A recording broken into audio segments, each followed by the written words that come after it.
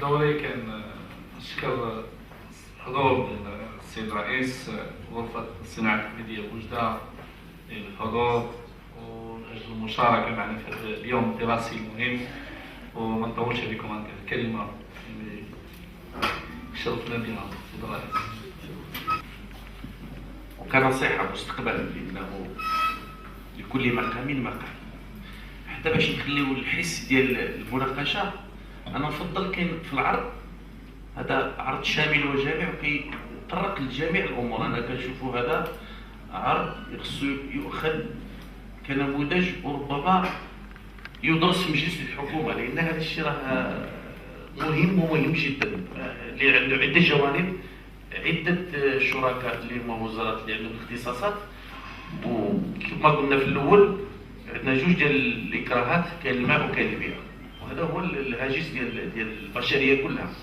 إذا نفضل بالنسبة لتقديم العروض مستقبلا في الجهات الأخرى تركزوا غير ما يهم الناس اللي حاضرين هنا فيما يخص الحمام، الإكراهات ديالهم باش نمشيو بواحد الوتيرة سريعة. هذا غير من باب الملاحظة باش نفتحوا المجال ديال المناقشة، باش نهيئوا، لأن هذا خطاب أكاديمي وما كيناسبش الحضور ديالنا، لأن أنا بصفتي يعني كمستثمر في مجال الحمام ما غاديش نناقش هذا الموضوع كله، ناقش الموضوع اللي يهمني، كيفاش غادي نستهلك الطاقة والترشيد ديال استهلاك الطاقة ونشوف البديل ديالها، وهادشي اللي جا في العرض وهذا كنتمنوه. وكذلك نحدوا من استهلاك المفرط للمياه، ناقشوا هذا. كاين مسائل اجتماعية، المسائل الاجتماعية كتجيها واحد الإكراهات ديال التكلفة ديال المشروع ديال الحمام، لأن ربما الإخوان غادي يجي في المداخلات ديالهم كلهم غادي يتكلموا لك على الإكراهات اللي كاينين، خاصة المسائل الاجتماعية والمسائل اللي هي فيها الاقتصاد. يعني واش هذا المشروع ديال الحمام من الأصل واش مشروع مربح ولا ماشي مربح؟ إذا طرحنا السؤال ببساطة هكذا الكل غادي يقول لك هذا مشروع يعني مشروع غير مربح وفاشل. دابا شكون اللي خصنا ندخلوا من أجل إنقاذ هذه المهنة؟ هذا راه كنشوفها مقاولة صغيرة. دابا في الأرقام كاين 500,000 مواطن مغربي اللي يعني يساهموا في هذا الاقتصاد ديالو، اللي كيشتغلوا، يعني هذا واحد الرقم مهم ومهم جدا. ولكن انا كنعطيك اليقين بان هذا ماشي يستمر، هذا غادي راه داخل في الانقراض. الا شفنا المعدلات ديال الحمام اللي كتغلق الان، الحمام اللي يعني اي حمام تغلق راه كيشغل على الاقل 10 الناس، على الاقل اي حمام كيشغل 10 الناس، يعني لا 10 ديال الاسر كلهم غادي يتشرطوا. اذا الدور ديال الدوله كدوله، ماشي ديال الحكومه وحدها، ولكن الدور ديال كدوله كيفاش نحميو هذا الاقتصاد ديالنا وكيفاش نحافظوا على الموروث. هذا موروث ثقافي. دابا شوف واحد الكلمه جات في العرض، وانا حمام السبيل المصطلح كتعرف في شي بلاد غير عندنا في المغرب. حمام السبيل هي انه شي حاجه كتعطى بالمجان، ولكن في مناسبه شكون هي؟ اما في ليله القدر ولا عاشوراء. اذا حنا محافظين على الموروث يعني الاسلامي ديالنا، وهذا الشيء اللي كيتميز به المغرب. هادو حوايج اللي ما كاينش في شي بلاد اخرى. اذا حنا هذا المشكل ديال الحمام بغينا نعالجوه بأول طريقه دبلوماسيه. وانا ملي نجلس مع اصحاب الحمام كنجي نجلس معاه في الطاوله على انه غادي نناقشوا واحد الموضوع اللي يربح تربح انت الاول. غنعطيك واحد البديل باش نبين لك الربح. جات في المداخله ديالكم بانه قلتوا مشيتوا ما لقيتوش تجاوب مع اصحاب الحمام. انا ما كنشهدش اي واحد كتجيب الكارطاب ديالك تجلس معاه تبغي تسولو يقول لك يا اما الضريبه يا اما المراقبه يا اما الظاهره. هذا هاجس. مين جاي هذا الهاجس؟ ما كاينش تواصل، ما عارفينش ما لنا وما علينا. ما عمر شي واحد اللي كيجي عندك كيقدم لك خدمه، كيجي غير اللي يدير لك ضعيره، وهذا اشكال مطروح. وباش نتغلبوا عليه بهذه اللقاءات، الا كنا قوه واحده اي واحد يجي مرحبا واش نبغي تسير جلس معنا في الطابله بغيت تناقش معايا القوانين وداك الشيء مزيان نطبقوا القوانين. اذا ما طبقش عليها القوانين غير ديال الظاهره، لا طبق عليها القوانين ديال الاستفاده. دابا الا كاين المسائل المقاولات الصغرى، انا كنشوف بان الحمامات كيدخلوا في اطار المقاولات الصغرى. المقاولات الصغرى كاين امتيازات، الدوله كتساهم كتعاون، ولكن شكون اللي كيدي هذه الامتيازات؟ ما يديهمش الناس اللي كيستحقوا، وخاصه القطاع الحرفيين وقطاع الصناعه التقليديه. كاين غطاء واحد الاطار ديال الاستفاده ديال الصناعه التقليديه، ولكن يمشيو في جهه اخرى، يجيبوا الوظائف مع الاسف اقول لك كيجيبوا وظائف ديال الصناعه التقليديه، ولكن الاستفاده ما داخلش في اطار ديال الصناعه التقليديه. طرحت واحد السؤال بانه في اي اطار كنصنفوا مثلا الحمامات. الحمامات كيدخل في اطار الخدمات. لما كلمه خدمات واش نصنفوها في القطاع ديال التجاره وديال الصناعه التقليديه؟ هذا اشكال، كاين تداخل في الاختصاصات. هذا هو الجوهر الا بغينا نناقش، ولكن نناقشوا هذا الجوهر ماشي بحوار اكاديمي، لا، نناقشوا بواحد الاطار مبسط بسيط جدا ونجلسوا عليه ونناقشوا الافكار اللي عند الاخوه اللي كيمارسوا، لانه الممارسه هي اللي كتعطي قيمه للتشريعات والقوانين. بعض المرات كيجيو لنا التشريعات والقوانين، ملي كيجيو من المكاتب. شكون هاد المكاتب؟ لا يمارسون المهنه، كيجيو افكار نظريه، كاين اجيو نطبقوا، يجرب في الممارسين. الانسان اللي كيمارس كيعاني، ولكن هذا كيجي بالتشريع، كيمر بواحد المراحل، كيجي يطبق، كيجي داك السيد كيطبق عليك القانون، ولكن كيصطدم بواحد الواقع. فين كيدفعنا هذا الواقع؟ التعديل والاجراءات ديال التعديل، وهذا هو الاشكال. لان جل القوانين ديالنا في المغرب، اسمحوا لي ندخل معكم في هذه المسائل لان عندي شويه واحد بغيت الناس باش يستوعبوا هذه المسائل. القوانين ديالنا في المغرب كاين جوج ديال الحوايج ديال القوانين، كاين مشروع قانون وكاين مقترح قانون. وكنسول المواطنين ما غاديش يعرفوه وشنو المشروع قانون. مشروع قانون كتجيبو الحكومه. ما معنى الحكومه؟ الحكومه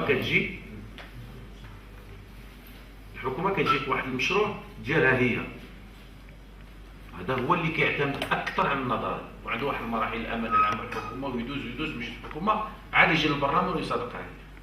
وكاين مقترح قانون كيجي من الشعب، داك اللي كيمارس كيجي يعطيك مشاكل، كيعطي هذاك البرلماني، داك البرلماني عنده انتماء سياسي، كاين صراع سياسي كيجي ما يفوتش. علاش ما يفوتش؟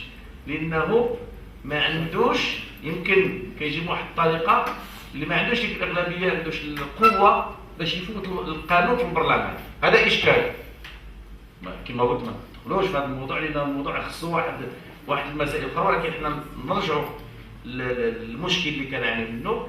كنجيو نقولوا هذا المشكل ديال الحمام راه غادي في الافلاس. شنو الدفاع غادي في الافلاس؟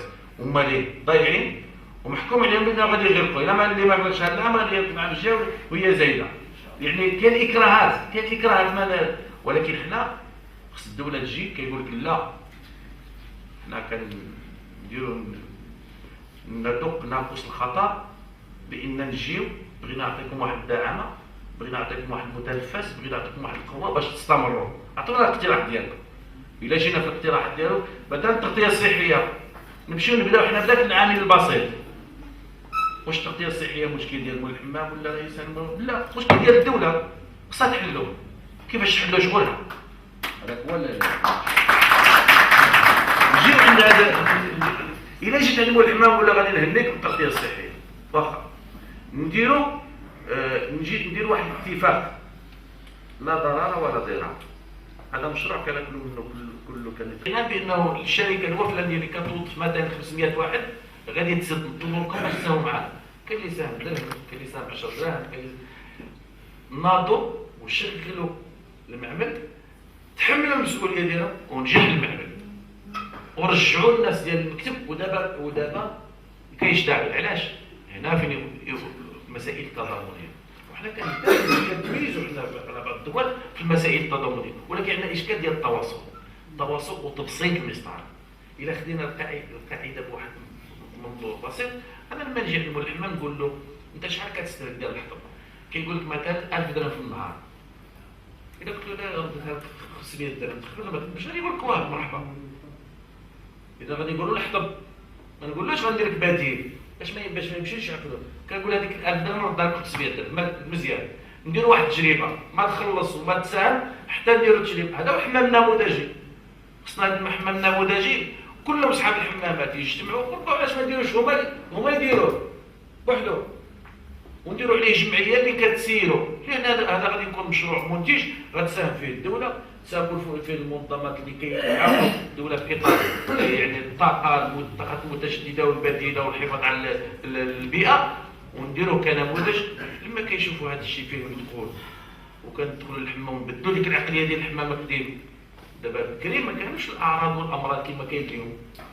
دابا الانسان ديال بكري كان طبيعي 100%، اذا دخل الحمام ما تلقاوش منه. الان لا، دابا كاين حوايج اخرى خصنا نفهموا باللي الناس حتى الحمام في الوضعيه الحاليه غير صحي. وكدوله شحال كتخص الدوله على الناس باش كتعالجوا؟ اذا الوقايه خير من العلاج.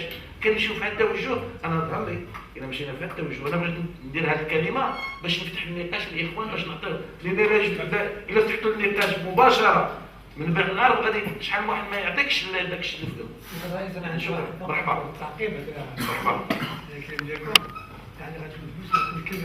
فيمكن تضافر الجهود مع المجتمع المدني. انتم كجمعيات نحيي فيكم هذا زعما هذا المجهودات القيمه اللي كديروها، ولكن كما تفضل السيد رئيس الغرفه مشكورا كذلك بالقول بان مثلا المجتمع المدني هو شريك، ولكن ما يمكنلوش يشتغل بوحده الا بواحد لا سينيرجي مع السيكتور، يعني الوزاره الوصيه في يعني في مؤسستها الوصيه كغرفه وكوزاره. بغيت نشكر السيد رئيس الغرفه بالاساس ومن خلاله الزملاء ديالنا ديال ارباب الحمامات، وفي نفس الوقت نهنيهم لان على راس غرفه الصناعه التقليديه واحد الانسان اللي هو ولد الحرفه وولد المهنه، واللي انا يعني في هذه اللحظه هذه تبين لي على انه الانسان اللي غادي نعتمدوا عليه في بلورات هذه المسألة. وغادي نتمم ما قالت الاخت اللي هي ديال الصناعه التقليديه باش ندير لها لاكتواليزاسيون ديال المعلومات ديالها، على ان وزاره الصناعه التقليديه وفي اطار الاستراتيجيه ديال التحسين ديال سميتو قامت بدراسه، ها هي مكتب دراسات، والان قد شرع في تنزيل جزء من هذه الدراسات، بحيث انه مؤخرا اشتغلنا على لا نورم في الحمام. هذه لا نورم هي اللي غتجي هادشي كله اللي تيهضروا عليه الاخوان. اذا حنا الهم ديالنا كامل هو كيفاش الفعاليه والاقتصاد من اجل يعني نكون في واحد الافيسيونس، يعني في واحد ماشي واحد الحاجه بعدا باش نبقاو عايشين. هذا هو الهم ديالنا، ولكن هذه خصها دراسات، والبدايه هو التمويل تاع هذه الدراسات. التمويل تاع الدراسات، اذا ما كاينش تمويل تاع الدراسات ويكون واحد الخطه مدروسه علميا اقتصاديا ومع اصحاب الحمامات وبالمشاركه مع السيد الرئيس بالمناسبه راه معنا وكنحييه ونحيي على التواجد ديالو. في الحقيقه انا مانيش هنا بور فلاتي ولا نقول لكم واحد الحاجه، يعني دائما موجود صراحه، لانه هو في الحقيقه ماشي هو انسان تاع الميدان، ضروري في الحقيقه خصو يكون موجود، ولكن الاجتهاد ديالو حتى هذا عامل نحييه، وهما حلقه ضروريه لحل هذا المشكل.